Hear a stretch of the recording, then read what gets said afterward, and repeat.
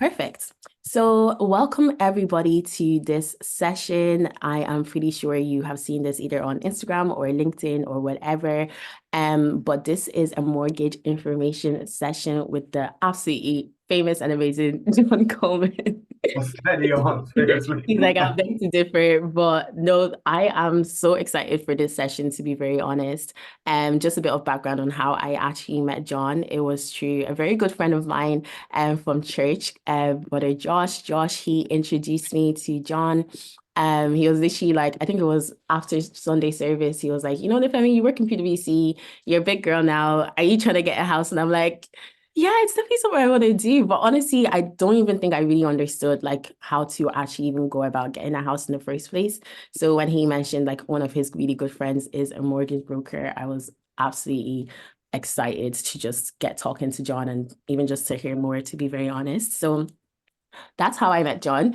And just a bit of an introduction about me, actually, I am Nifemi. I'm pretty sure most of you would know, but I am a senior associate chartered accountant in PwC. And yeah, I've been there for about 3 years. So that's kind of like a bit of information about me. And now I will introduce John because this is the man that we are all here to hear about.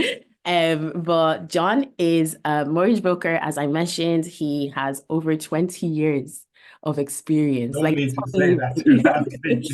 that's probably even longer or yeah, longer than most of us are even here on this earth. So I am honestly just even privileged to even hear about someone who is very experienced and specialized in their field. He founded the company JC Mortgages, and it's a company that basically provides like whole market mortgage advice to and services to his clients across Ireland. And John's mission is to help clients to basically just secure their home and to have more education around like mortgages and how you can go about doing that. And his vision, I found this very interesting, that your vision is to create 1,000 new homeowners in 2 years. And I don't know about you guys, but I want to be one of those 1,000 people. So yeah, without further ado, actually, before I go into giving it over to John, just some Zoom rules. So you guys will probably see that you're not able to actually unmute yourselves. I have set that setting just so that we can I guess just have no background noise and no issues in terms of sound. So, but when it comes to questions, because I'm sure a lot of you will probably have questions, you can just message me on chat. So when you go into the chat functionality, you should be able to click who you want to send the message to. And if you click me, to send it, it will be a private message to me, and you can just ask your question that way. The way the questions will work is we will, I guess, essentially answer the questions as John goes in like sections so that you can ask questions specific to the section that he just covered. And like I mentioned, the Zoom meeting will be recorded. So if you do want the recording after, feel free to just email me and I can pass that on to you. And there's no real like end time for when this meeting will end. I guess speaking to John, it's mainly just to make sure people's questions are answered. So we will be here till you're satisfied. So yeah, and again, without further ado, I'm going to pass it over to John. Guys, honestly, he took his time to come out on a Saturday to educate us. So please put some, I think you can message in the chat, but you can put some clap emojis or something as we let him take over. Femi, thank you so much for the invitation and those very kind words. You didn't need to go over the top about the 20 years in the business and make me feel very old. But apart from that, delighted to be here. I'm hoping for all, you seem to know a lot more people than I do. So I'm hoping that at the end of this will be great value to all your friends and associates who may have joined us here today. As I said, this is going to be recorded, so I'm not going to make this too formal by doing a PowerPoint presentation like that. But I do obviously have a role of sort of sections that I want to cover off. And I'll basically the first where I'm going to start and where we're going to have questions after the end of most of the sections. But I'll start with, would I buy a house myself?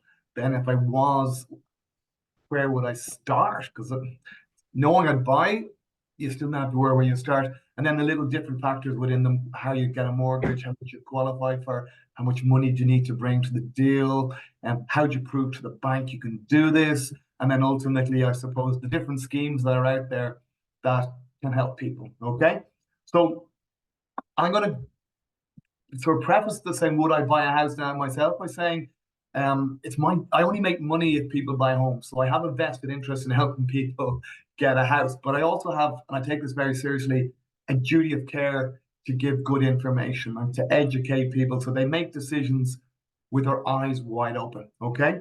I had the misfortune, I suppose, of buying two properties at the worst possible time in Ireland, 2008 and 2009. Okay.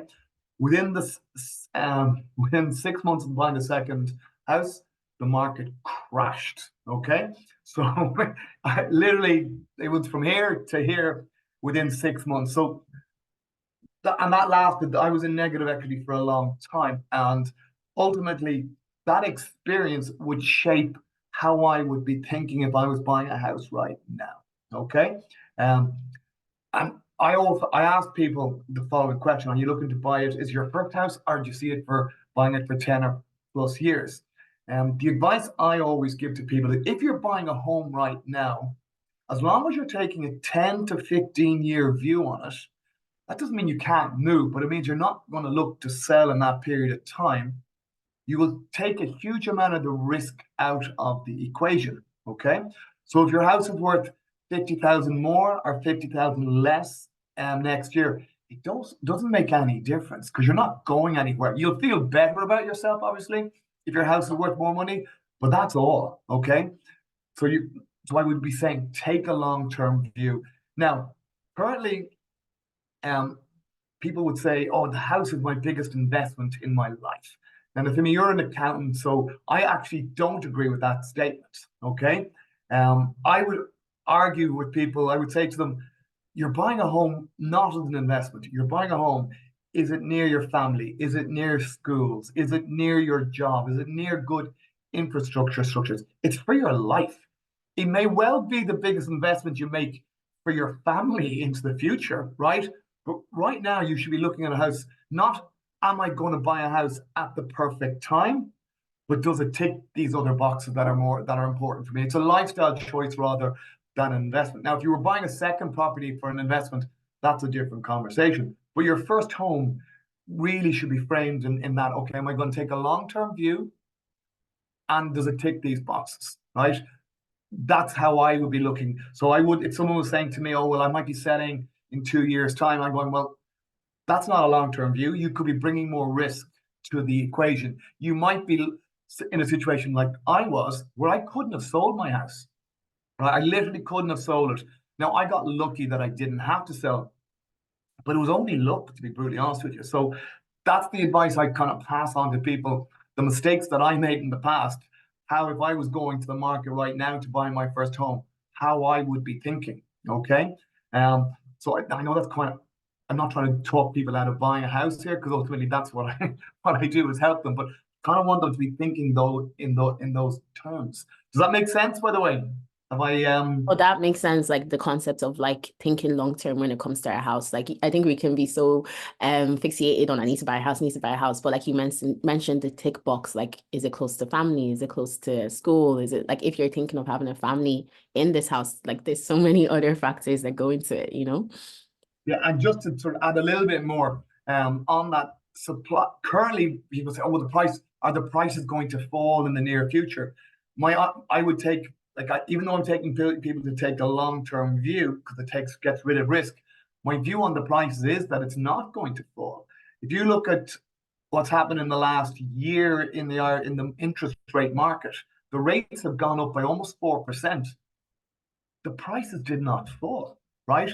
Purely because the gap between supply and demand is too big.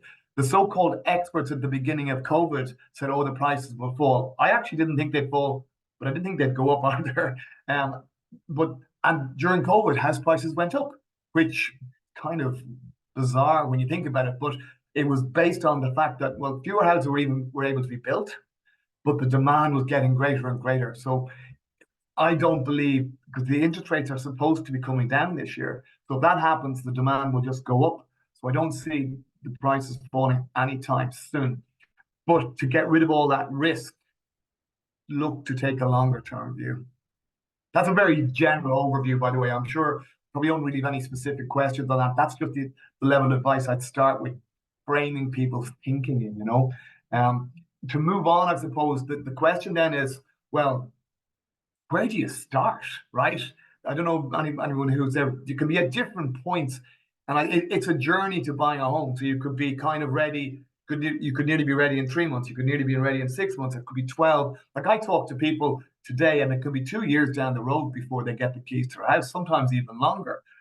But you need to start somewhere, and you need to start by arming yourself with good information. Okay, and the information you kind of need to come at it from two different ways. You can come at it from the way of, okay, what do I want to achieve?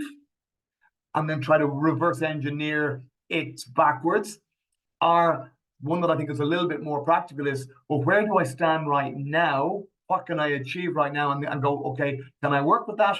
Or will I wait to see if my circumstances are going to change to achieve what I ultimately want to achieve? So you need to really get a handle very quickly on where you stand with the banks. Because once you know where you stand with the banks, then you can get real. You can go, okay, well, do I want to buy a house with what I can do right now? Or am I wasting my time and my dreams and my energy at this moment? But at least arm yourself with that level of information so that you can start planning accordingly, you know? So that's kind of just an overview as to, well, would I buy a house? If I was going to buy a house, yes. But where do I start? Okay, well, I need to know what I can do, okay? Or I need to know, based on what I want to achieve, how do I get there, okay? And that really is the starting point, whether it's through me or whether it's through going directly to a bank. You need to know how much the banks will lend to you. You need to know basically how much money you need to bring to the deal. You need to know how do you prove to the banks you can do it? And then you kind of need to know basically, well, how do I pay it back? How much you're going to pay it back? So that kind of would frame all that. So I'm going to move now quickly onto, and this is where we're going to break it down into the sections. The first key section, and probably the most important piece of information, is what are the banks going to lend me in theory? Okay.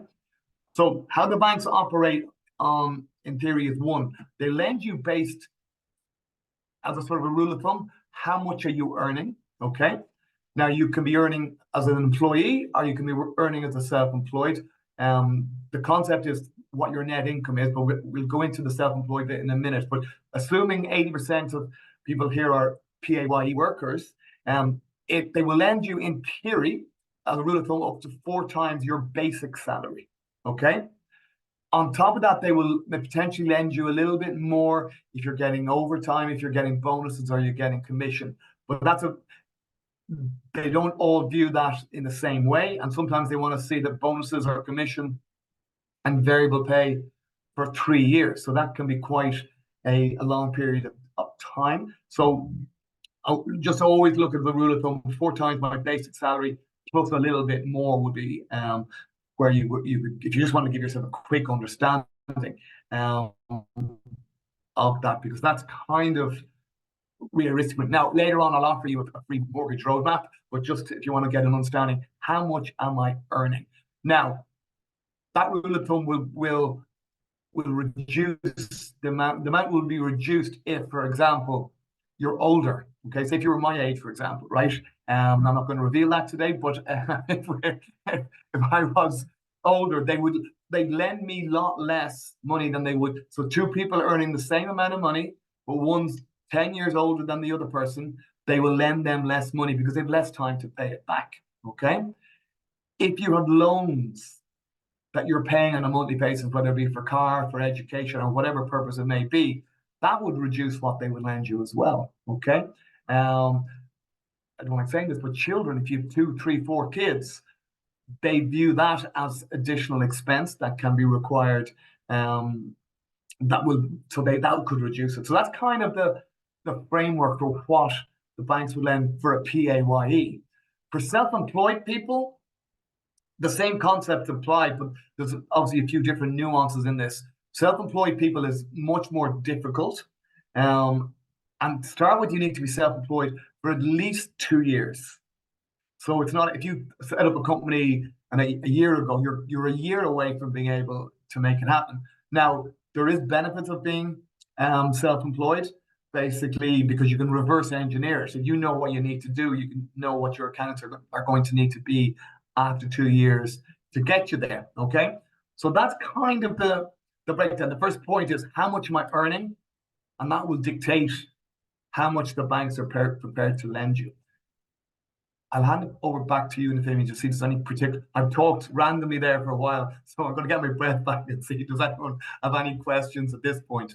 No, honestly, I just want to remind people again, just message me privately if you have any questions. But I do have a question for you. You mentioned it is based on your earnings, right? But I think I have heard this thing that you need to have passed your probation periods as well.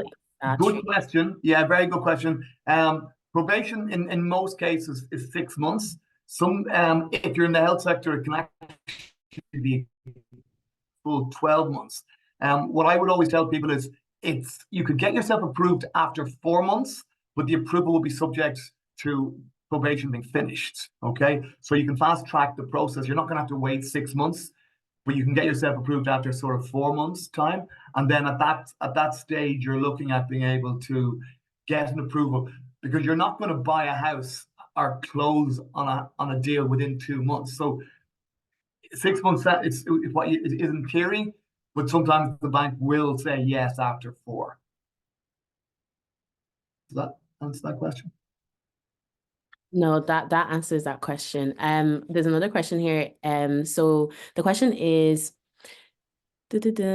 so the banks, you mentioned how the banks would kind of consider even how many like children you have as well. So are you kind of saying that the bank would lend you more if you're a single young person with no loans, with no children? Like, is that the prime time then to buy a house? If you get my question, yeah. The perfect scenario is basically 2 people, because there's a higher combined income, 30 years of age, good incomes, no loans, no kids. That's the perfect scenario. Now, it doesn't mean you won't get a mortgage if you're older, or if you have a loan, or if you have kids. But if you're looking for the perfect point in time to look for a mortgage, that would be the description. Okay, so then would you kind of touch on kind of advice for someone who is not in that ideal situation? Yeah, it all depends on their incomes, right? Like, they just need to know, like, the same advice applies. They still need to know what the banks are prepared to lend them. Okay, so basically get themselves a full understanding of where they stand.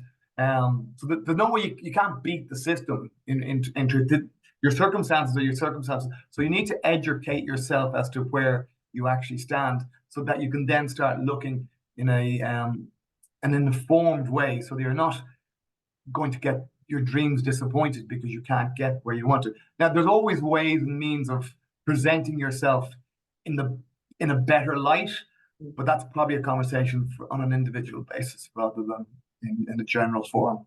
Right. Okay. And you mentioned that it's important to know what the banks are willing to give you. So how would someone know that? And I'm sure that's something you're going to touch on later, but would it be like a mortgage application and then they'd kind of give you an estimate of how much they would give you? Yeah, well, if you're talking to a broker, if you're going to the bank, they'll all look for this pretty much the same information. And any one of your friends, I'd offer a kind of a free mortgage roadmap, whereby with the details that we would need, we'd be able to present to them what they qualify for, or what, depending on what they want to do, where they need to get to. Okay, so there's 2 sides to this. Where are you right now? And based on what you're looking to achieve, where do you need to be? Armed with those 2 pieces of information, you can make a judgment call as to, okay, do we compromise and do something right now where we stand, or do we wait? And you only can make that informed decision with good information, Perfect. Amazing. And there's a question here, and somebody asked, is it absolutely necessary that there is a 10% deposit in my account to get an approval? I'm going to be touching on that question in the very next section. So I'll come back to that if that's okay. And then there's another question here. In terms of credit scores, how much do credit scores affect your ability to get like a mortgage? Massively. Okay. Right. And there's a report you can run called the CCO report. Okay, so you can go online and basically run a report. I think it's a free report, CCO, and you will then see what the banks will see about you. Okay, so what the banks are looking for is if you've had a loan in the past or a credit card in the past that you haven't missed payments or that you haven't got a revoked credit card or something like that.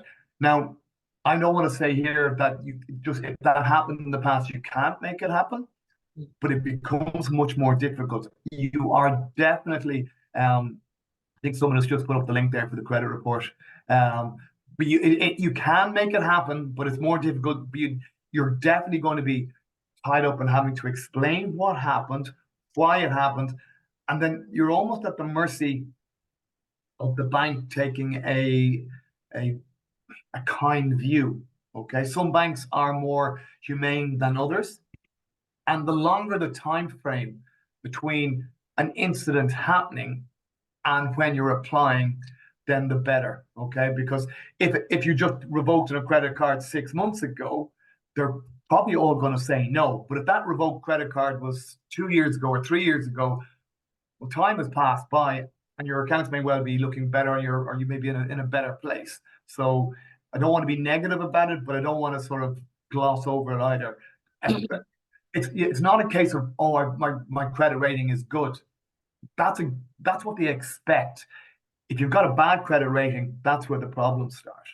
Okay, that's really interesting because I think many people kind of would have thought that, America is the one that focuses on credit score, but it's important. Yeah, and you often hear, oh my God, as I say, I deal with people, a lot of people, non-nationals, and they always say, oh my credit, I've got a great credit score rating, and I kind of go, well, the banks don't view that in it's not as if you get a pat on the back for having a great credit score. You basically, well, that's what we expect, right? So that's just a given.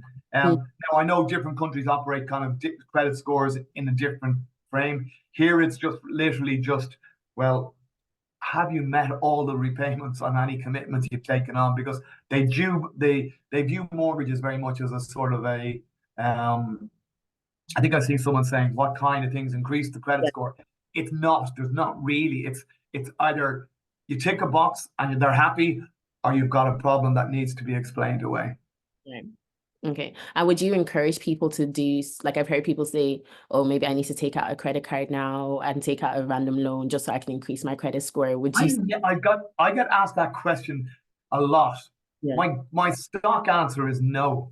I don't really think it makes a huge difference. The only value in doing it would be if you were slightly worried that the bank, if you thought there might have been something in the past, that they wouldn't lend you any money, okay?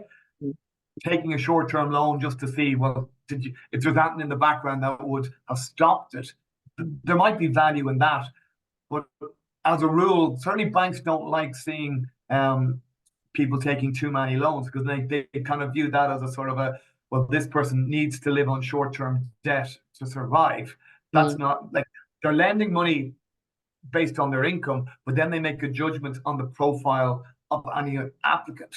So they look at the people's bank accounts in real forensic detail. They don't want to see gambling on bank accounts. They don't want to see late payments for electricity bills or mobile phone. It just gives off the wrong, because they're about to give you a huge sum of money to buy a home. They want to be giving it to people who they view to be financially responsible and who take good care of their finances, And a question just came here on the topic of loans. Would you say that someone should clear any loans they have before applying for a mortgage? Since you mentioned that banks would lend more if you have no loans. Absolutely not. I hope I'm not contradicting myself. Before you can always make a commitment that the loan would be gone before you close on the deal. Okay, so there may be value in keeping the loan in that you can build your savings rather than clearing a loan.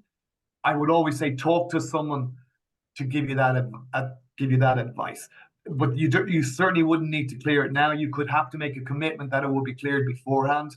But there's another value, and I'll be touching on it in more detail later. But paying a loan back can actually work in your favor on a month by basis. Can actually work in your favor to the point that it's demonstrating the bank an ability to repay. we'll touch on that in a little bit more detail. So in short, there's no absolute need not to clear a loan, but you might be committed to doing it before you close on a deal. Okay, that's really good. And then just the last question as well. How important are, obviously savings are important, but how important is it to have a regular, I guess, saving habit when it comes to applying for a loan? I'm going to touch on that. That's one of the sections I'm going to talk about later, but it's very important, but I'll go into that in more detail later on. Okay, perfect. Yeah, we can continue, and then hopefully other questions we can ask later. I think there's a lot of questions coming out. Yeah. Yeah, it's great. So once you've just discovered how much you qualify for, that then opens up your kind of thinking in terms of, well, what can I achieve, right? Now, this is going to be around to how much money you need to bring to the deal, okay? So you can be buying a new property or you can be buying a second-hand property. I'm going to start with the second-hand property first, and then we'll go on to the new property. The second-hand property, you will need to have minimum 10% of the cost price. So if you're buying a new property or second-hand property, I mean, for say 300,000, that would be 30,000 you'd need to bring to the deal. On top of that, you would then need to have 1% for your stamp duty, so another 3,000, and I would say budget for about 3,500 for legal fees. So you're kind of looking at about 10% plus another 7. So in that, if you're buying a house for 300, you're looking at having to bring 37,000, assuming that you have qualified for the full 90% of the cost price, which would be 20 to 270,000. Okay. Now, how can that deposit be made up? Well, it can be made up through your own savings, and you can get a gift. Okay. Now, the gift it can be a gift in inverted commas, shall we say? Okay. A lot of my clients would get gifts from family. They're not gifts. They're given back as soon as the deal closes, but they're presented in that format, and the banks are happy to view it as such. You can't get a gift from a friend though, okay? Because there's no way a friend's going to give you 10,000 and not expect it back, unless you've got some pretty nice friends. But in real terms, so it's not viewed in that way. But for a family member, it can be presented as a gift. Okay, so that's kind of second-hand properties. Okay, if you're looking at a new property, well, then you need to know what you qualify for the schemes. Right? There's 2 schemes out there that are of great value. Okay, the first one is the Help to Buy scheme. Okay, this is a scheme where these are for new properties only. Okay, the Help to Buy is up to 30,000, based on buying a property of up to 500,000. Okay, and it's based on the tax that you've paid in the last 4 years. So we're 2024. So it will be based on the tax you paid in 23, 22, 21, and 20. Okay. So getting onto revenue and looking to find out how much you qualify is a very useful exercise. Okay. People say, oh, I paid a lot of money. And they always ask, how much would I qualify from the revenue? They always ask me that. I say, no, sorry. I could tell you what I think, but revenue or God in this particular conversation. So get on to revenue, find out what you qualify for. Now, it can take a bit of time, especially at this time of the year when everyone at the start of the year suddenly wakes up and goes, I want to buy a new house in 2024. But that will be, you need to know how much you qualify for. Okay. The second scheme that's out there, and it's only out there kind of a year and a half at this point, it's the First Home Scheme. Okay. And this is a brilliant scheme, but it's not perfect. Okay. The First Home Scheme is for new properties only, except in the instance, and this is very important, if you were living in a house and the landlord is putting in a compulsory sale whereby you're being suddenly told this house is being sold, basically you would be given an option to buy, and you can use the First Home Scheme in that instance. Okay. But 95% of the occasions, it's for new houses only. Okay. What the First Home Scheme does allows you to borrow the extra amount that the bank might not give you based on your salaries. Okay. So now with the first home scheme, they take a percentage of the value of your home. And you can be, if you're using the Help to Buy scheme, you would basically, the maximum they will give you is 20% of the cost price. If you're not using the Help to Buy, they will give you up to 30%. Okay. You don't start paying that back for 5 years. And you ultimately will get, it's like having a second mortgage. One's with the bank and the other one's with the first home scheme. And then at the end of it, you own the whole property as it stands. So it's a really, really good scheme. The only limitation is on a location basis, the maximum price that you can go for in Dublin is 475,000 for a house, 500,000 for an apartment, which is a really strange way of, I don't know why they have it done on that basis. You would have thought they could go to 500,000 for a house, but that's their rules. But outside of Dublin, the cost or the value that you can use the first home scheme kind of reduces. So you're kind of looking at basically area by area and checking. So if you feel you want to use the first home scheme, going searching for the houses that are using it is your starting point, you know.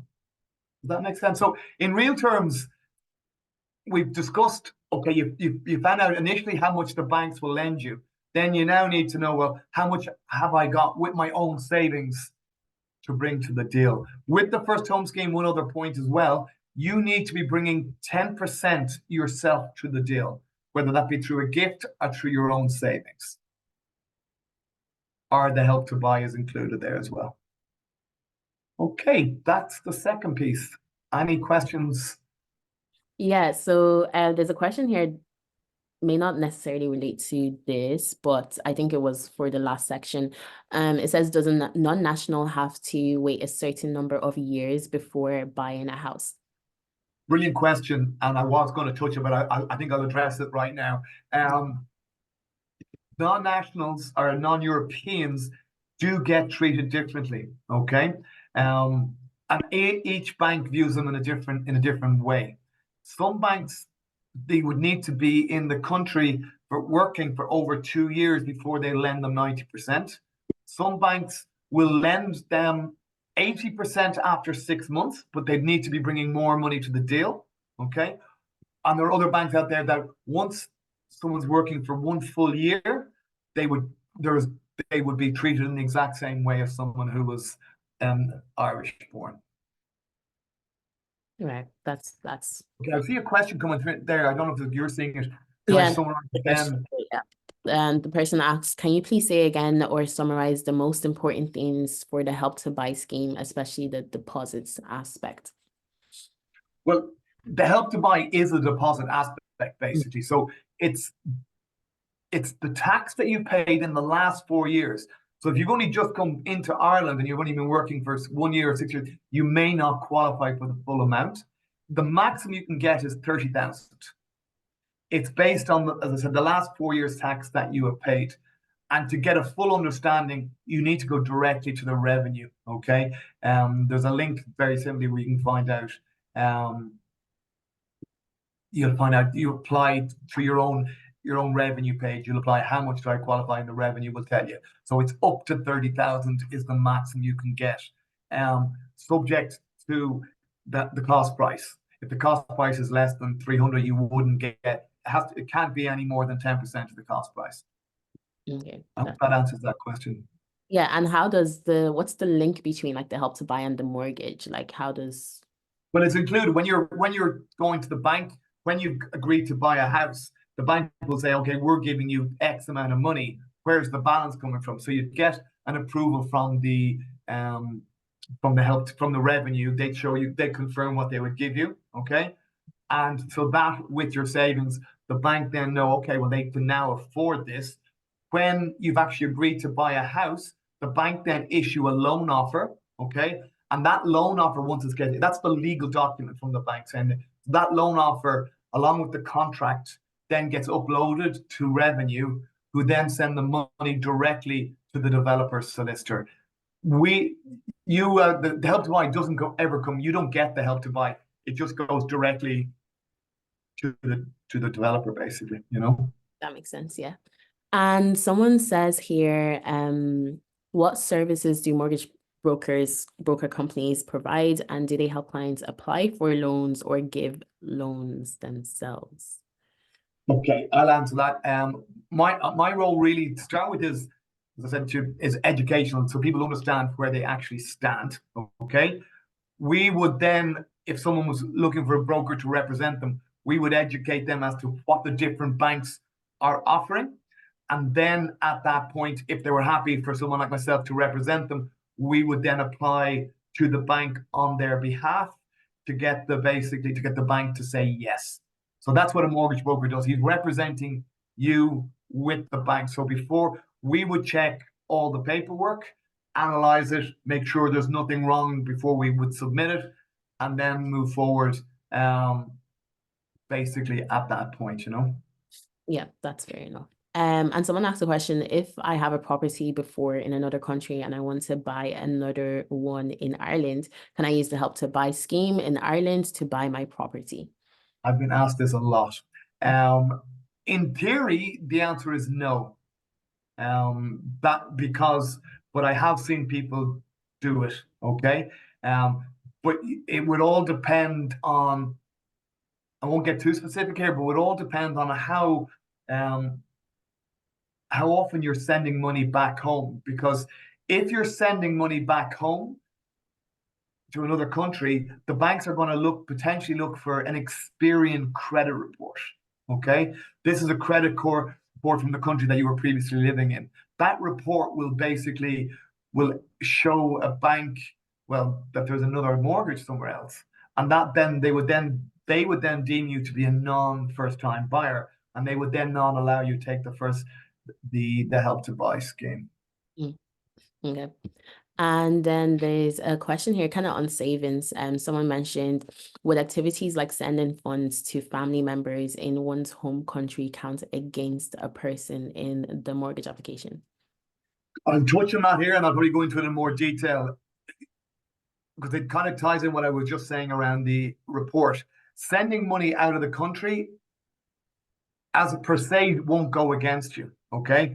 But it can add to further red tape, shall we say. So if you're sending money out of the country all the time, they're going to want to know, they're going to look to see, do you have any loans in another country? Okay.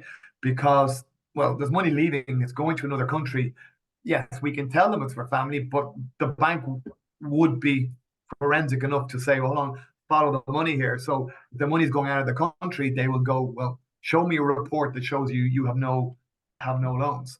So the answer in short is, it won't, like, if everything else stacks up, it won't go against you because it's a voluntary thing, but it might just add to another layer of red tape.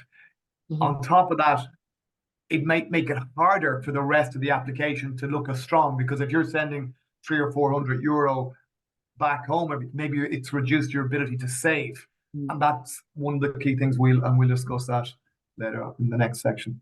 Perfect. And then just the last question. Someone asked about, they said, would Mortgage Saver Bank of Ireland be an example of this, or is that separate? I think they were referring to something you said before. But is Mortgage Saver Bank of Ireland anything that? That is, yeah, no, that's Bank of Ireland have one of these accounts called a Mortgage Saver. It can be used for savings, and it's just a sort of a gimmick is probably the wrong word, but for anyone that has a Mortgage Saver account that takes and basically sending money there for a 6-month period, if you take the mortgage with Bank of Ireland, they will give you an extra €1,000. So it's a gimmick from Bank of Ireland to get business, basically. But you wouldn't be able to say I'm getting this money as savings, but you would be able to show that account as where your savings are coming from, you know. That makes sense. And someone just asked, is there any like scheme for people buying like second property in Ireland? The second-hand property, unfortunately, no. And there was rumors, but I didn't believe them before the last budget that they were going to do something. My instinct is that won't change, even though there's an election probably coming up next year, that there might be something in the budget coming up this year. I'd be very surprised if there was. The only other thing where, and it's rare, but I touched on it earlier on with relation to the first home scheme, basically, if you're living in a house and the landowner says he's selling it, then you can use the first home scheme for that. But there's no other schemes from a mortgage point of view that you can use. You can obviously, there are some grants available for doing houses up depending on how old they are and stuff like that. But from a mortgage point of view, unfortunately not. Okay, perfect. And there's a question here. Someone asks, when applying for the mortgage, will I need to submit my actual salary account details, or will the bank statement from the credit union be okay? Because I think this person, she receives her salary in her account but sends it to like credit union for her savings. So obviously I think with a mortgage they'll look at your bank statements or something like that. I think. This is the fun part of any mortgage application. It's the painful part. It's the paperwork, right? But when you're putting an application together, it's not just they will look for your last 3 months pay slips. And again, this is just for PAYE workers. They look for the last 3 months pay slips. They look for the employment details summary, which is a revenue document, used to be called the P60. And then they will look for what they call a salary cert from the bank confirming your salary. So there's 3 pieces of information. Then they will look at every single bank account you have. So if you're saying if the money goes into one account and then you send it to your another account, there's no problem. They'll see that anyway. But they look for absolutely everything. If you've got Revolut, if you've got credit union statements, if you've got credit cards, current accounts, whatever they look for them all, unfortunately. Perfect. And sorry, just the last question. A lot of questions coming in. That's good. No. In terms of a second home, would you recommend remortgaging your first property, or what are the risks of remortgaging? Well, it depends on what you're looking to do, right? If you're looking to buy, so I don't fully, the question could go 2 ways. If you're looking to buy a second home, then you don't remortgage. You sell your existing property and then you're getting a mortgage on a second home. It's a brand new deal. So it's not as if you can switch. You don't move your mortgage from one property to another. Okay. So I'm not sure if that was the nature of the question, or were they hoping to buy a second home and rent out their existing property? I don't know. It might get some further clarification on that. Okay. Yeah. If the person that asked wants to shed more light, that's okay. I think we could probably just move on, and yeah, if anyone again has any questions, I'll just take a note of it. Okay, well, we touched on this previously with regard to repayment capacity and savings. Okay, so we now know so far how much in theory the banks will lend us. We now know how much we need to bring to the deal, or how much we qualify for the Help to Buy scheme. So we then need to know, okay, that's all great, but we then have to get the banks to actually say yes to us. Okay, so there's 2 stages to that. One I just touched on there. It's the painful part of gathering all your paperwork. Okay, but then how does your paperwork have to look? Okay, so one of the key things the banks look for is what they call an ability to repay. Okay, so I'm going to explain this in hopefully simple terms. So say you're looking to borrow X amount, but you know your repayments will be approximately 1,700 per month. Okay. So basically, the way the banks will look at your bank statements is they will look to see, can you prove to them that in the last 6 months, if your mortgage repayment was 1,700, that every single month you would have been able to do that. Okay.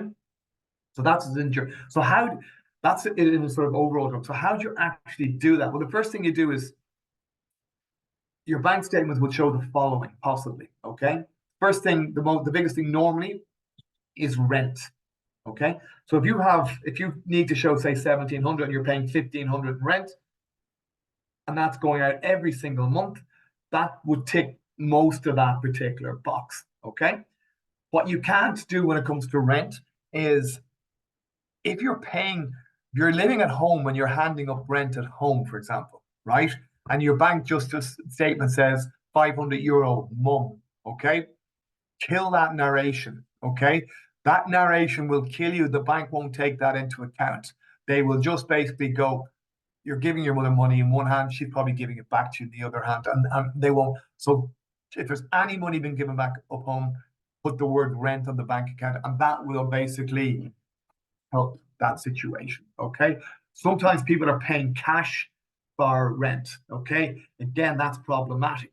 Okay. So, but if the landlord will only accept cash, then you're looking at basically making sure you take out this, and this is slightly painful, but from a mortgage point of view, it's going to be invaluable. Taking out the same amount of money at the same time every single month, so that when you're looking at your bank statements, you can point to the cash withdrawals, and that would be rent. If that's the case, you probably need to come up with a lease agreement. Now that's something that you could probably get a friend to do free if the landlord doesn't. But in truth, that's how they view that. It's really, really important, and especially if it's going to family, you just need to box clever with that. Okay. So then the next thing, and this is where I would say 80% of clients who think they're ready get it wrong. Okay. So say you now need to show savings of €500 per month. Okay. So that's probably overstating, but if that's what they need, if that was the figure, every single month you would need to be able to show an account of 500 going up. Okay. And most people would say to me, oh yeah, I've done that. But what they forget to tell me, they might be putting 500 into one account, but from another account, they're taking 700 out. Okay. So they're not saving €500 a month. And the amount of conversations I have with people saying to them, you're not ready, but I'm saving €500 a month. Well, yes, it's one account is going up by 500, but the other account is coming down by 700. So you have 200 less. And that sometimes is a very tough message to have to give. But it's really important that people get to understand that, because that's crucial. Now, circling back to what we were talking about earlier on about the loan and clearing the loan, okay? If you've currently got a loan that you're paying back, say it's €300 per month, and you commit that loan will be gone before you close on a deal, well, then you can use that €300 as repayment capacity. So the things in theory that you can use for repayment capacity is rent, monthly savings, as long as other accounts aren't going down, okay? Loans that are going to be cleared. Sometimes people with their accounts are through their company are paying into share schemes and stuff like that. As long as it's voluntary, you can use that as a form of monthly savings. But that is the biggest mistake I see people making when it comes to, oh, I'm ready to get a mortgage. And they could be earning, but they're not living their lives around the way they would need to. Now, this is only a temporary moment in time to prove to the bank you can do it. But it's one of the most important things, because yes, you might have the right income, yes, you might have the right deposit, but if you can't prove to them you could pay a mortgage back, they're going to say, come back to us 2, 3, 4, 5 months, depending on what you had the bank accounts look. I do sound like a strict school teacher here, don't I? Oh no, it's really good. So I apologize. No, it's really I'm good. sure there could be questions around that. Yeah. I have a few questions here for you now. So someone asked, I think this is a simple question, but it says, how would they know what banks you have? I'm assuming it's just in the application you mentioned your bank accounts. They ask yeah, what you'd have to tell, like, is there any way, maybe the question's geared at, can I hide bank accounts? As in, well, if there's no, like, they'll follow the money, okay? So if you don't want to put one bank account in, or for whatever reason, well, you can't be having any transfers. Say you're getting paid into one account, you can't have any transfers coming into that account that then go to a different account, because they'll ask where that's going, or you can't have any money coming back in. Yeah. So in theory, the bank, when you're putting an application in, need to see every single bank account that you have. Yeah, that makes sense. Including Revolut. Lovely. And someone asks, if they look at all your transactions, is there any transactions that could disqualify you from getting a mortgage? Well, yes, the two things I mentioned this earlier on. Gambling as a rule is something that is frowned upon. Okay, so paddy power accounts, boil, or whatever form of gambling that's something that you would want to definitely keep off your bank statements. The other kind of thing is, again, it's presentation. Remember, you're looking to borrow a significant sum of money off the bank. you might tick the other boxes from an income point of view, but if you're living out your life in an overdraft, right? Even though it's an allowed overdraft, it just gives off the wrong signal. Okay, it gives off the signal of someone who's not managing their finances properly, because you shouldn't be living in an overdraft. That's even though the bank have given you the overdraft, so that would be some argument. From a mortgage point of view, they look at it a completely different way. They're about to give X amount of money to someone, so they don't really want to be giving it to someone who's living month by month in an overdraft situation, whereby, like in some cases, they prefer you to save less than be living in an overdraft. Perfect. That sounds good. And someone said, I have a question. If you have had bank accounts opened in the past, but they are now closed, do they look at those also? Depends on the time frame. If you close them within the last 6 months, they may look to see them. But if it's after 6 months from that point, they won't be required. Perfect. And someone said, if you're remortgaging to get an additional income to then get a mortgage on a whole new property. So I think that was linking to the previous question about remortgaging. So it seems You like couldn't repeat, yeah, you couldn't repeat that, Nifemi, please. yeah, of course. It says if you're remortgaging to get an additional income to then get a mortgage on a whole new property. I think I understand that question. Someone's looking to raise money to be able to get a deposit to buy a second house. I think that's the only one bank out there will do that. Okay. They don't like people, like, for example, they wouldn't allow you, if you're a first time buyer, they wouldn't allow you to take a loan out to have a deposit. Okay. And there can be ways of doing that. But in truth, from a mortgage point of view, this question that's being asked there, only one bank would do it. And their interest rates are really, really high. So it wouldn't be something I would be recommending anyone does. If you're looking to buy a second property, you kind of need to have the deposit yourselves available to do it, unless there's a huge amount of equity in your existing property. Perfect. And then someone asks, how far back do they go, or do they look at your bank statements for a year? So I guess when they're looking at your bank statements, how many months do they look at? They look at 6 months, okay. But if you happen to be going to the bank that you bank with, they do have access to more information, and I've seen them come back and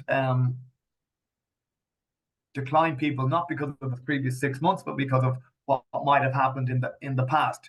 But if you're going to a different bank, they can only look at 6 months. Okay, perfect.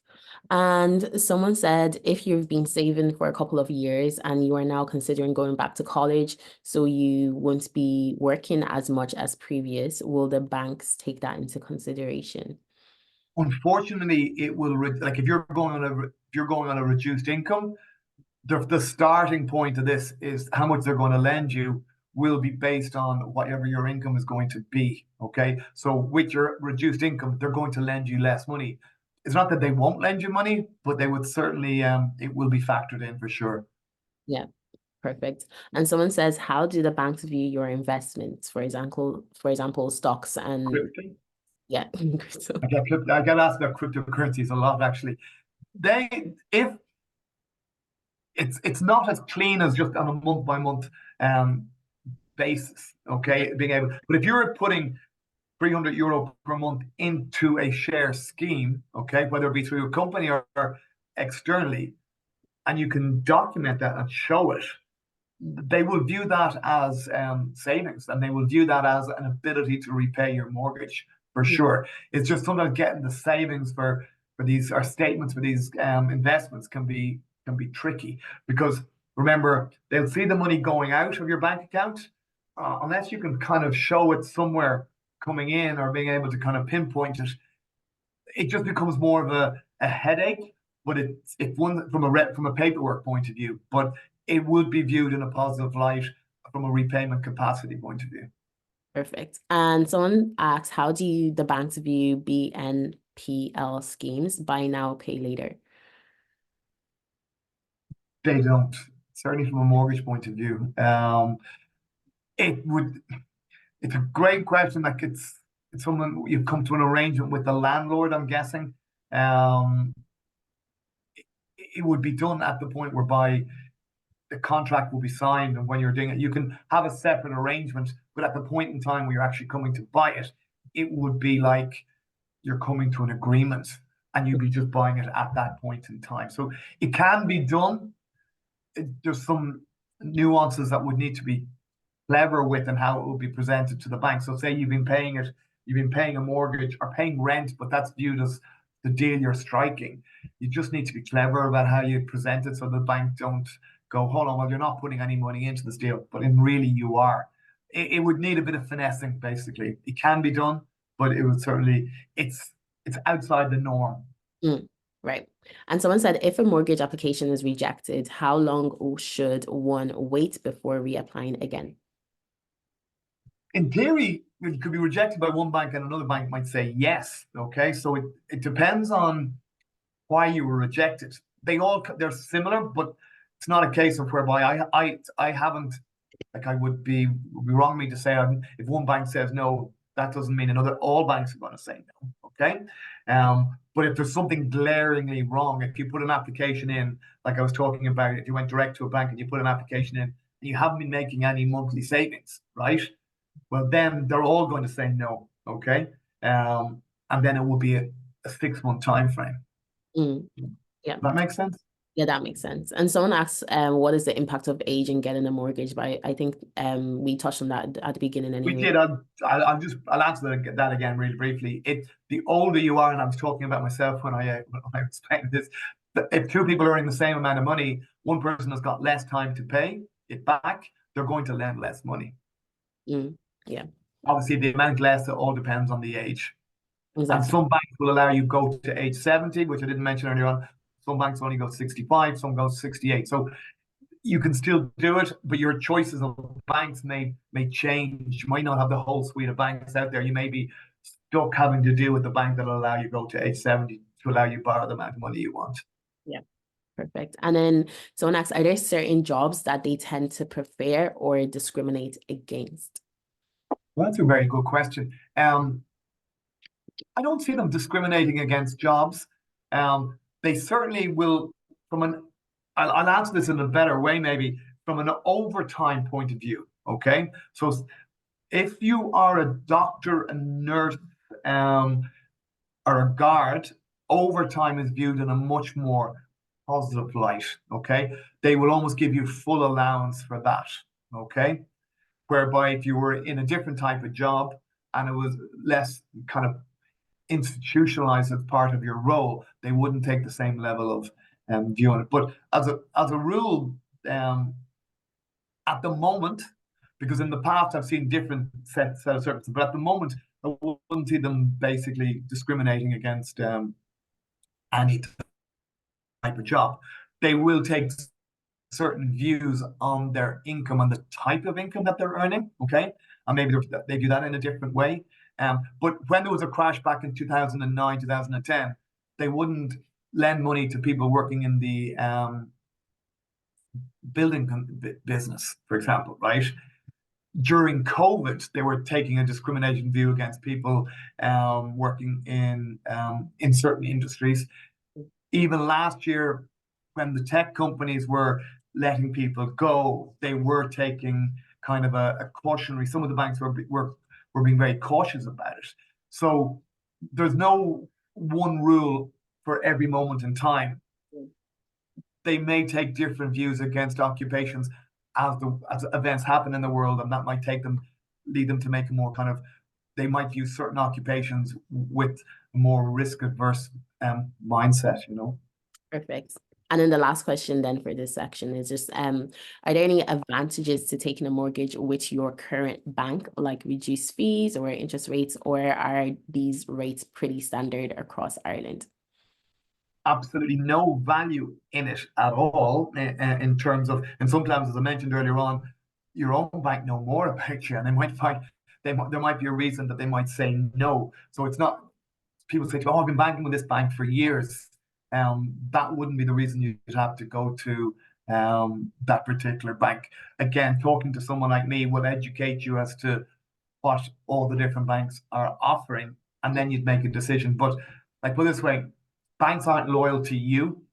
I would certainly be, I wouldn't be saying you have to be loyal to your own particular bank.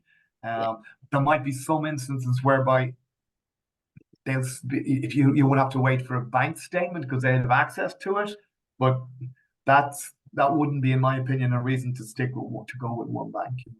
Yeah, perfect. And that's the last question for this section, so we can continue. Okay, well then I've kind of only got 2 more sections. Okay, so everyone's still sticking with us at this point, and I'm going to try to speed it up so that people don't fall asleep on me. This is obviously the most important part in a way. Well, you all want to buy a home. The next thing is paying for it. Okay, so we're looking at basically interest rates. Okay, now I'm going to give a quick crash course on that, and then we'll obviously field any questions. There's 2 types of rates in the main. One are variable and the other are fixed. Okay, variable rates can go up or go down depending on what's happening in the market in general. Okay, so if the rates are coming down, if you've taken a variable rate, your mortgage will be coming down in line with what's happening in the market. The other option then is a fixed rate. Okay, and the fixed rate you can take or choose a rate for 1 year, 2 year, 3 year, 5 years, 7 years, 10-year fixed rates, and that would be that you'd pick a rate at this moment in time, and no matter what happened in the world, you would basically have that particular rate. So if the rates were to skyrocket or fall, it makes no difference. Okay, so for the risk adverse, it's great, but then you could be stuck with a rate whereby, well, actually the rates are coming down. Okay, and you're stuck with this rate, all right, because if you take a fixed rate, there's penalties to get out of it. Okay, with the variable rate, you can move or you can fix at a moment's notice just by making a phone call. Also with variable, you can overpay, as in if you got a lump sum bonus that you want to put off your mortgage, you can do that at a moment's notice. Not always as easy with the fixed rate. So that's kind of a quick crash course. Okay, here's my own take on it at the moment. If we were talking 12 months ago, what I would have been saying to people, if you're closing now, you take a fixed rate. Okay, because a year, 14 months ago, the expectations in the market were rates were going to go up, and they went up dramatically last year. They went up by almost 4% in the market. People talking to me now, I did say, like, and this is a really important point to note, if you're buying a house, okay, and especially if it's a new house, it's not the rate that is available today. It's the rate that is available at the point in time when your house is going to close. Okay, so with new houses, they can take 6 months, 9 months, sometimes even longer to be built. So last year I was saying to people, I said, well, listen, we're closing this now, you would take a fixed rate. But in 9 months' time, I might be giving you a completely different piece of advice, because the rates may have gone up to the point whereby they're at the top. Then you don't really want to fix. You want to take a variable rate because the rates are due to come down. So I was at a briefing there with Bank of Ireland last week, and the economist there was sort of saying, well, the expectation in the market is that the rates between this summer and the end of next year potentially could fall by up to 2%, which would be fantastic from a repayment point of view. It mightn't be great from a price point of view because it might push the prices further up. But from a repayment point of view, that would be very, very good. But he said, depending on who you're listening to, that could be now, or it could be 6 months, or it could be towards the end of next year. So it depends on how, like, you probably need to be looking at Germany and France and working out, well, what do they feel are going to happen, because they're the major power brokers within the European Union. My instinct is that the rates will come down this year, but probably not as much as people would hope. But if I was making a choice around a rate now, I would be potentially choosing variable. But the exact same logic applies. If you're buying a new property today, you might think variable is the way to go. But if your house wasn't ready for 9 months, suddenly the rates might have fallen, and then you might go, okay, now is the time to take a fixed rate. Does that make sense? So that's a very, very quick summary of the different rates and my own view on where things stand around them at the moment. So fire away with any questions that might be coming my way.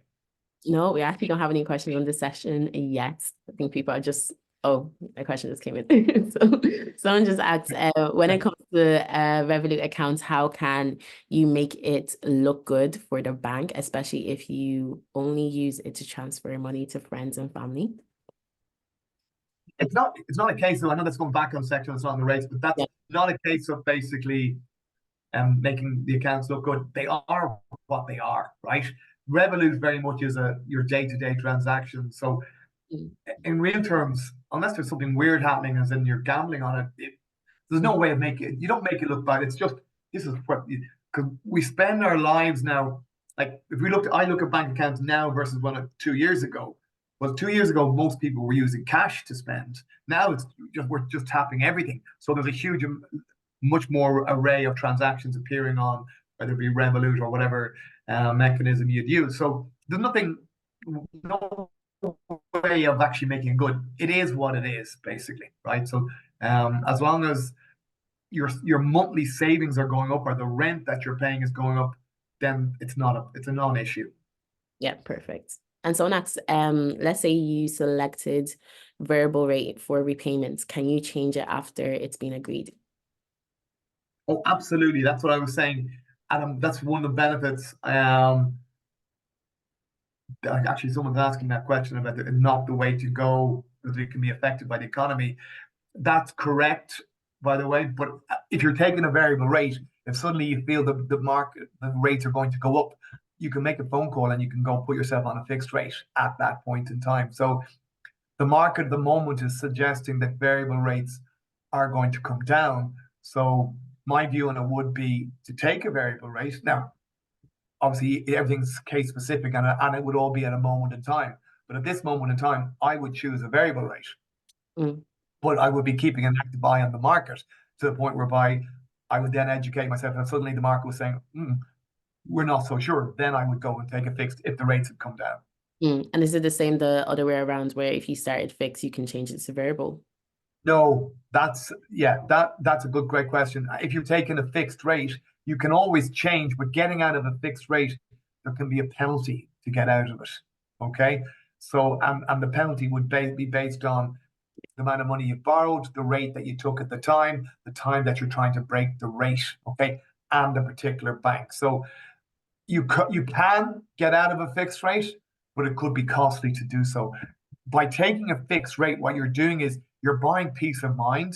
You're buying the concept that no matter what happens in an adverse way, I'm okay. My rates can't change. But then obviously human beings being human beings, when, okay, I bought that, but now the rates have come down. Well, I want the lower rate. Okay. You may have to pay to get out of the fixed rate, Okay. And someone asked, for a fixed rate, can you decide the rate yourself, or can you just That do? would be great. Okay. That's why I'm like, yeah, only if. Yeah. And then they said, that way you could just use a fixed rate that's really low. But I mean, from your response, I think No, that's. and I'll explain that. I know that will be great. It was a flip and maybe answer, but I'll explain how this operates, right? From a rate point of view, there's no negotiation. Okay, if you're whatever bank you're going with, it's a case of, right, they will offer you a suite of rates. So if you take a variable rate, a 1 year fix, they'll give you their choice of rates. You get to pick one of them, okay? And you can't go back. You won't be going back to, well, come on, knock a little bit off that. It doesn't work that way. You pick what they offer, and what they offer will be based around where the market is. So they buy their money at a certain at a certain rate from the European Central Bank, and then based on that rate, then they make their profit margins at different levels based on that. That's the choice that's then given to the client. Then that client, or he or she, will make their call on that. Yeah. And someone asked, if you start with a variable rate and then change to fixed, is there a penalty for that? If you take no penalty at any moment, if you're on variable, you could close your mortgage, you could switch it to a different bank. Absolutely no penalty. It's only when you're on a fixed rate that there can be a penalty to get out of it. Perfect. And someone asks, are monthly mortgage repayments cheaper in general than renting in the current market? That all depends on your age, okay? How many years you've left to pay it back, and how much you're borrowing. if you asked me that question 14 months ago, I would have said in 90% of the occasions, it's cheaper to take a mortgage, right? Than the current market rents. I would say at this moment in time, in most cases, it's on a par. Sometimes it's cheaper. The mortgage is cheaper than the rent, but it would all depend on the actual age of someone and how many years they can do it, because that will dictate what they're going to be repaying on a monthly basis. Brand. And someone asked, can you use a collateral to reduce the price of a fixed rate? I'm not really sure I understand that question. But my instinct is no. There's nothing you can do. I mean, there's maybe a better way of maybe this is what the question means. The rates are charged based on loan to value. Okay, so if you're borrowing 90% of the cost price, you get one rate. If you were borrowing 70% or lower of the cost price, okay, then there's a different rate that you would use, so you would get a better rate. So I presume that's what the question meant. So there's collateral, but in real terms, it's not collateral. You need to be literally putting the money up and borrowing less as a percentage of the cost price. So by having more money, people often ask me this question: I've all this money. Will the banks not lend me? Will they lend me more money? No. The money the banks will lend you is based on how much you're earning. But if you're bringing more money to the deal, there is the potential to get a better rate offer from them. Perfect. And someone asks, what indicators are best to observe in order to predict what direction interest rates will swing? Great question. I always say to people, I don't have a crystal ball when it comes to this sort of stuff, right? But I do keep myself educated as to what's going on. And every 6 weeks, the European Central Bank have a meeting, okay? And they give out basically information as to where they see future rates.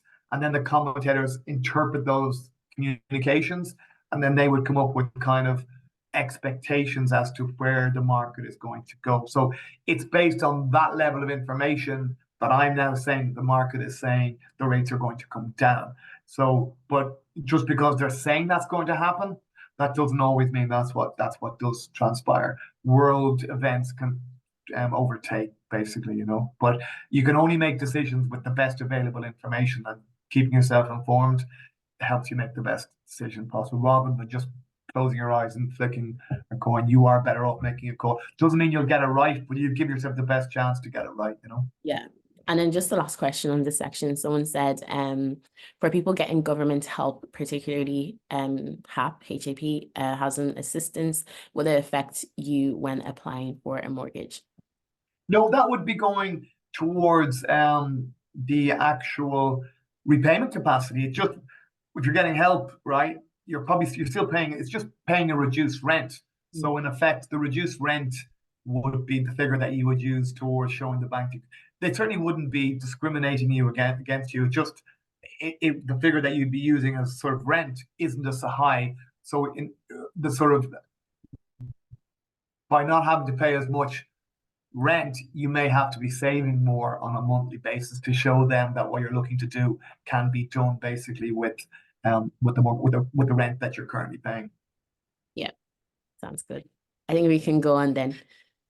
Yeah, we're not too far from the finish. But I kind of now want to just give some conclusions in relation to, well, and if anyone's interested in a mortgage roadmap, maybe they could send you your their email to yourself, Nifemi, and you get them onto me. I can give them some information on their own particular mortgage, where they stand right now, and what they might need to do to get what they want. I would then also provide information on, and I'm going to touch on this now, the overall scheme that you're buying on you. But the key question that I always get asked, and I love these conversations with people because I feel like my role here is to give extra value. If you're buying a second-hand property, okay, this is the key difference, apart from the deposit, and this is something that people would need to be thinking about, right?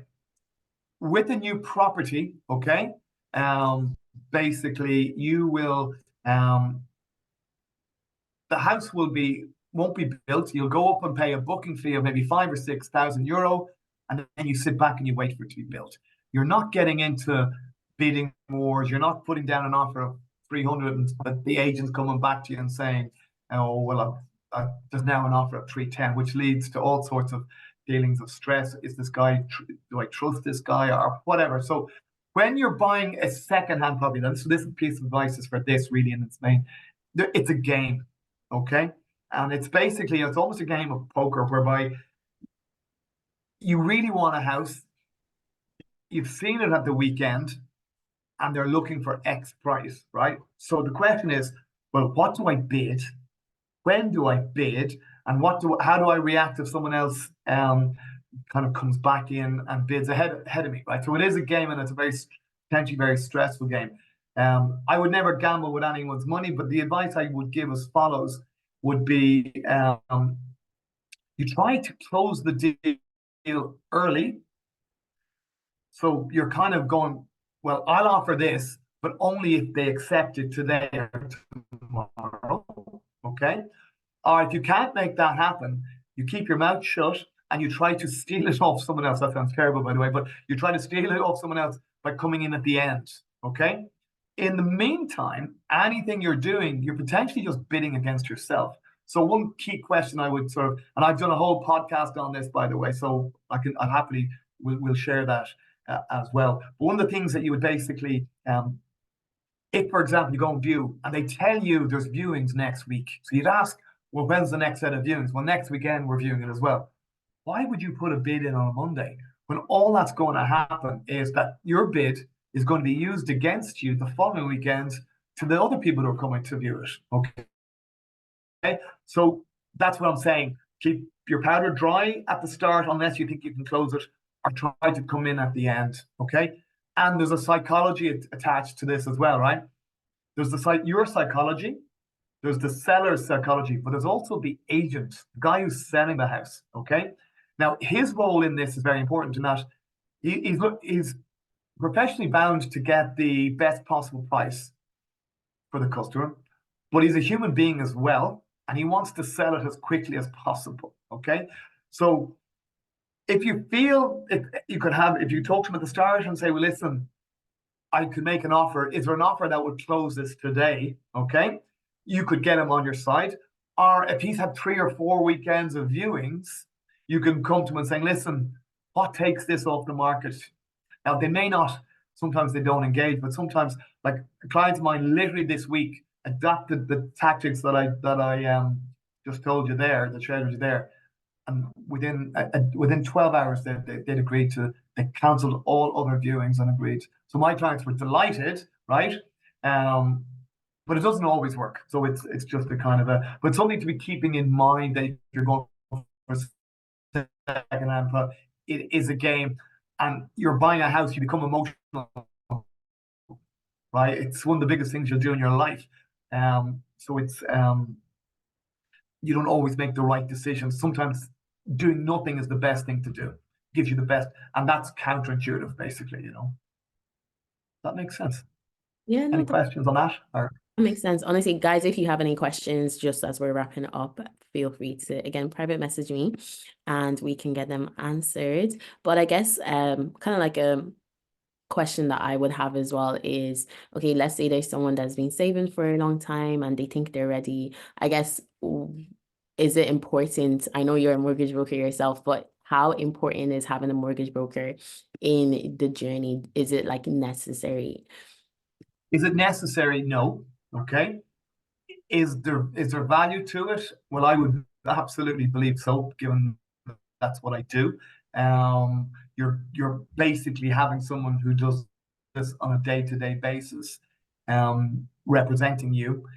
You're having someone that will basically, like if you go directly to a bank, you won't have a direct point of contact. You'll be one person you calling in. You won't be talking to the same person the whole time. You could be talking to 10 different people. The broker role, in effect, is to be that point of representative.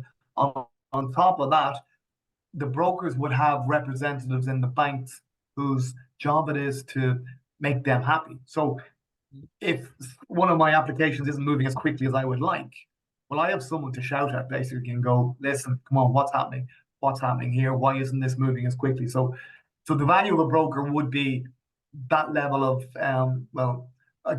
a point of contact, managing the process ultimately to the day you get the keys to your house. But can it be done without us? Absolutely. So I don't want to overstate my importance in this, because sometimes, but it depends on the individual. Sometimes people don't have the time, because I will educate you as to what all the different banks are offering. If you go back directly to, say, the Bank of Ireland, well, they're not going to tell you what AIB are offering, what Permanent TSB are offering, or whatever. So, like, I'm here to serve you. I'm not serving the banks, basically. I'm just saying, this is what's out there. Here are my thoughts. And then we facilitate what you want, Yeah, and someone's asking in terms of, like, I guess, pricing for a mortgage broker. How does that work in terms of, like? No, it's a great question. I do charge a small fee only when I get the bank to say yes. Okay. If I don't get what I promise, there's no fee. Okay. And it's only at the point of what they call an approval in principle. I charge a fee of €350. Okay. Some brokers don't charge any fee, because ultimately we will get paid at the point whereby you get the keys to your house. Then there's brokers that will charge more than that. Okay. My view on it is that we put a huge amount of work into getting someone ready that you may not end up buying a house, for example. So we just go, and we want to make sure we're dealing with people who value what we're bringing to the table.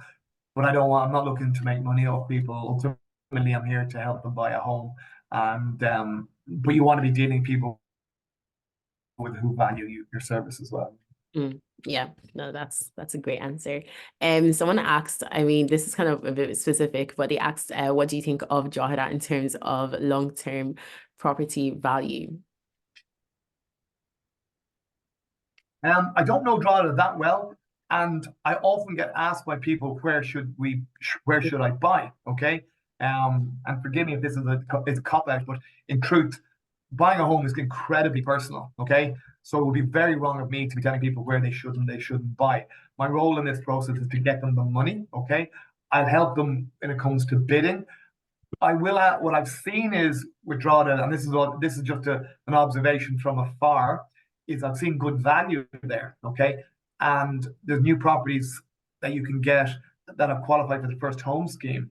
So I've seen that. So I've seen clients being able to buy properties in Drogheda that they mightn't be able to afford in Dublin. So I definitely think there's good value. Whether you should buy there or not, it's not for me to say. As I go back to what I was said at the very start of this conversation, buying a home is all about, is it near my family? Is it near my job? Is it near schools? Is it near whatever is most important to you in terms of buying a property, coupled with the fact, what can you achieve? So it all has to work under the same kind of compass, Yeah, no, that's a good answer. And someone asks, how many percentage is required for a second property? I think you answered that and you said 10. No, I didn't answer that question. I kind of touched on it it depends. Okay.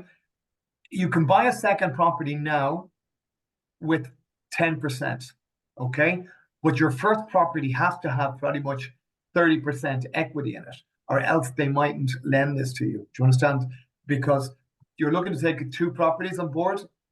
They want to be sure that there is enough combined equity that they're comfortable with. So to buy a second-hand property, you'd only need 10%, or second property, you'd only need 10%, but there could be conditions attached that you may have to sell your existing property if there's not enough equity in it for them to be happy for you to keep both.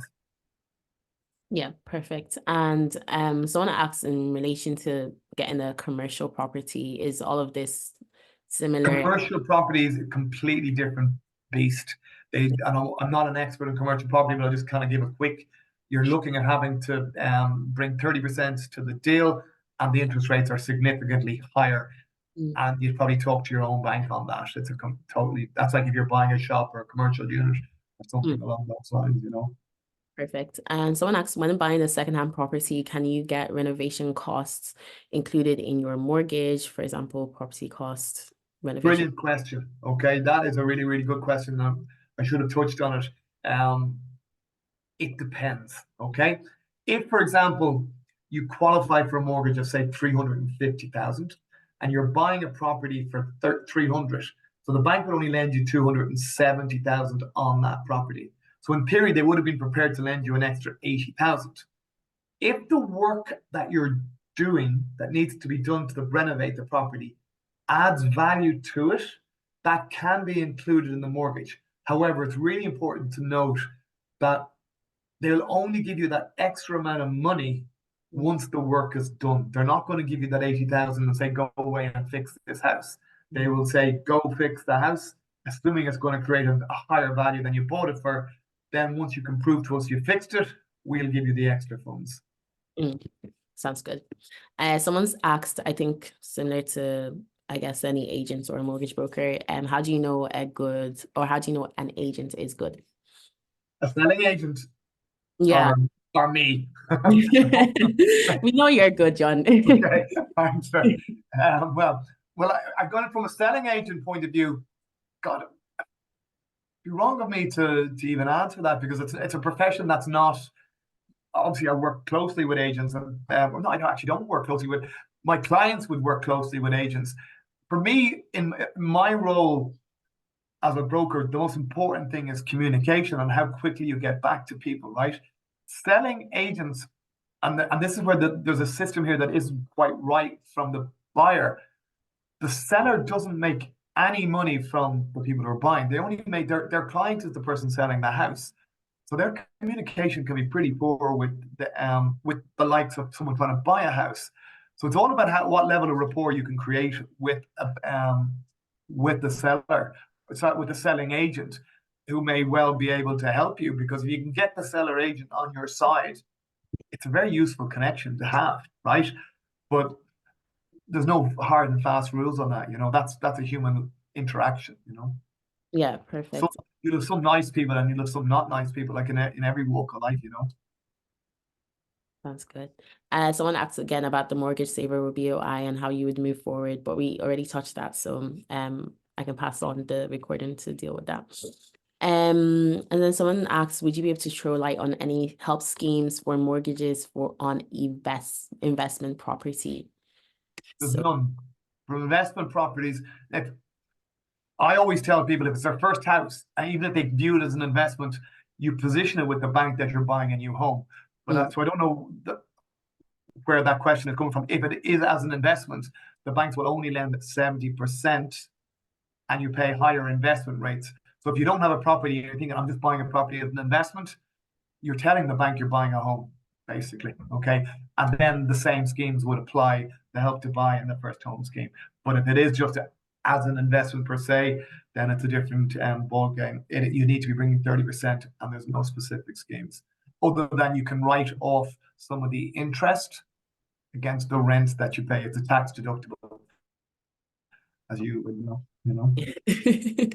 No, that's that'll be your area of expertise. Okay. No, that's perfect. I think we've come to the last we dealt with the last question. So thank you so much, John.